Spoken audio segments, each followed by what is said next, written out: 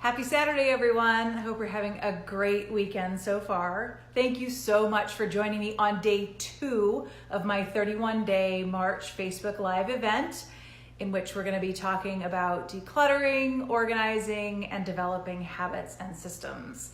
I'm Shannon Graham-Cornell from Better Home Organizing at betterhomeorganizing.com, and I'm a professional organizer who specializes in decluttering and organizing the physical spaces in my clients' homes. Thank you so much, by the way, for all your comments and likes and shares on yesterday's Facebook Live. It means so much to me for your support, so thank you so much. So I want to start today by recapping. So yesterday we talked about fear of imperfection and that getting in the way of getting our homes organized. But we also talked about the fact that there is really no right way to organize. There's no one size fits all. There's no one way that works for everyone. It really comes down to what works for you and your particular space. And I want to pick up on that second part of what we talked about yesterday for our time together today, and also do our first little mini tour of my house. So I want to show you one of my favorite places, one of the things I love to organize and to work with, which is spices. So I'm actually going to show you my spice setup here in our home and use it as a way of talking about a couple of different thoughts about getting organized and things that we should consider when we're getting organized. So thought number 1 is that our stuff is really supposed to support us in the things that we do.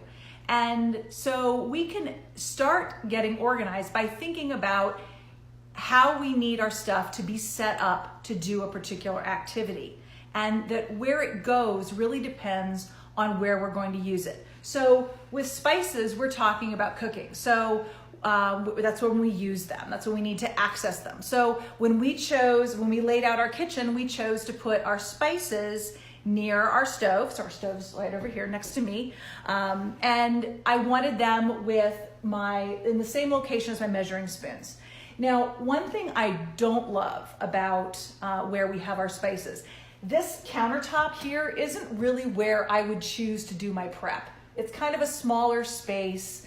It's not really comfortable to do prep here. I actually use, behind you is our big island, and that's actually where I go to do my prep.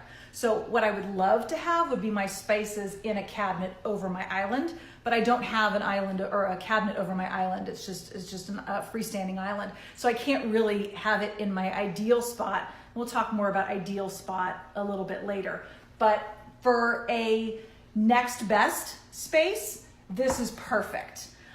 So again, it's by my stove, it's with my measuring spoons, it's really easy for me. I often also do spices in like these little bowls here. I like to pre-measure my spices and have them all ready to go, take them over to my prep area so that I can just dump them in when I'm ready. But anyway, so this is where I love to have them in terms of where they live. But the other thing, and if you can see, they are all, first of all, decanted into matching bottles here and labeled, and they're also alphabetized. So why did I make that choice? I made that choice because because of the way I cook. So there are some people who are natural chefs. They just seem to know how ingredients go together, what things work together. I am not one of those people. I cook by recipe. So for me, the important thing to know when I come to my spices is what's the name of it? What is the recipe telling me I'm supposed to go get? If I am supposed to get cinnamon, I know it's in the C's and it's right here. I can put my hands on it, no problem. I don't know if it's a sweet spice, a savory spice. I don't know if it's an Asian or an Italian or any of those kinds of groupings. I just know it's cinnamon, it starts with C, that's what the recipe calls for, so that's what I go get. So that was the number 1 reason that I chose to organize my spices alphabetically, as opposed to by category or even worse, randomly, at least worse for me, randomly, because again, we want to make sure that we can locate our things, put them away again so that we can find them the next time. So alphabetical is my choice here. My third kind of thought I want to use the spices to talk about is, what is your tolerance for or preference for complexity? So again, alphabetical, certainly there is a right place for every bottle of, or every spice. So it's not, you can't just put it back wherever you want to. It will no longer be alphabetical. So alphabetical might be, for some people, a fussy choice, but for me, it's perfect because, again, of how I cook and how I need to access the spices and what's going to make sense in my brain. Also, another choice I made was to first of all, use a cabinet as opposed to a drawer or a bin, and put them on risers. So risers are a little bit more challenging just in terms of getting the bottles back on the space without knocking down the things that are beside them. So, reaching back in here, you got to be a little careful when you're pulling things out and putting things away. So if that's not something that you're going to have a tolerance for, or if you tend to knock things over, you may not want to go this route. But for me, it works out just fine. The other big thing I want to point out in terms of the complexity of the choice I've made here is in the decanting. And for the decanting, so decanting is taking things out of, like we do with wine, taking the wine out of the bottle and pouring it into a carafe. This is taking your food out of their original containers and putting them in matching containers, such as this. This is really popular in pantries, taking out and getting these beautiful matching containers that you take all your stuff out of the original containers and you put it in your matching containers, and it looks fabulous. The problem with that is you have to take all of the food out of the original containers and put them in matching containers, which is work. And this is a little bit of work. It's more, but it's acceptable. It's an acceptable level of work as far as I'm concerned. So I love the look of the uniform containers, of the uniform labels, and so that's a choice I've made. But I will tell you, this is the only food item that I do decanting with. Just because I don't want to use that same method with my other food. My other food is all in original containers and in the pantry in pull-out drawers. So in this case, this is a good choice here, though. But there's some drawbacks to it. It's a little more work, but I like the look. So think about your tolerance for for that kind of complexity. The other thing is, know your space. I mentioned before that my preference would really be to have this cabinet over my prep area, my preferred prep area, but that's really not an option for me. So, but you need to know the layout of your space that you're organizing too.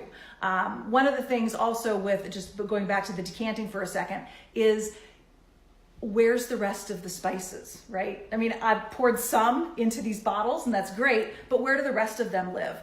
When you are making a choice about something like this, you need to think about the ramifications of some of your choices. In this case, I need room for backstock. So let me show you where the backstock lives. So I'm gonna come over here, and I've got baskets that are labeled spices A through G and H through Z, and these are where the backstock lives. Now I do have them labeled on the top just with a Sharpie marker, so it's easy to find them. But this is where the ugly stuff sits in these baskets. I'm lucky I have room for a place to store my backstock. If I didn't have room for that, I wouldn't make the choice of the decanting. So I just wanted to show you that part. So knowing your space, also knowing your ability to expand or your need to expand. As I said, I am not a chef. I am not a foodie. I follow recipes. I don't really use very exotic recipes. So my amount of spices I have here, notice every space is filled. I have no more room for additional bottles. I have no empty spaces. This is my limit for the amount of room that I'm willing to devote to spices. So because of that, if I need to get another spice, I kind of have to make some choices. I have to make some decisions about, is this really a spice I need to add to my life? So if you are the kind of person who's going to be doing a lot of experimenting, a lot of cooking, and you need room to grow, this may not be a great choice for you, just because of the reality of your space. And just to kind of bring this idea home about these different options, I got to talk with my husband earlier today, and I said, if I weren't the one that organized our spices, how would our spices actually be organized? If it were up to you, how would you organize it? And they would be put away behind closed doors like we have them here. That is a choice he'd make. But he would actually store them more like they are in the baskets, grouped by name probably, but in the baskets as opposed to on risers, and certainly alphabetized and certainly decanted like they are here.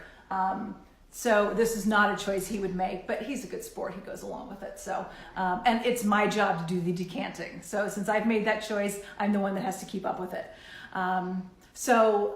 Again, just what is going to work for you depends on what makes sense for how you are going to use your spice, or how you're going to use your items, where you're going to use them, what your preferences are for complexity, and then just the realities of your space. So those are my thoughts for today on thinking about how organizing is really different for everyone, and there really is no one right way to do it.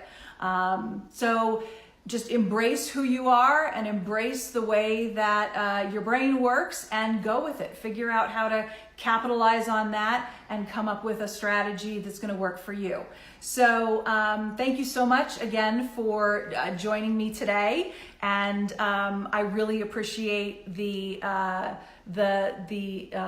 engagement, and thank you so much. And I would love to see your spices. I'd love to see how you have organized yours. So put pictures in the comments. Tell me how you've done it. I'd love to know. Ask it, and feel free to ask any questions if you'd like.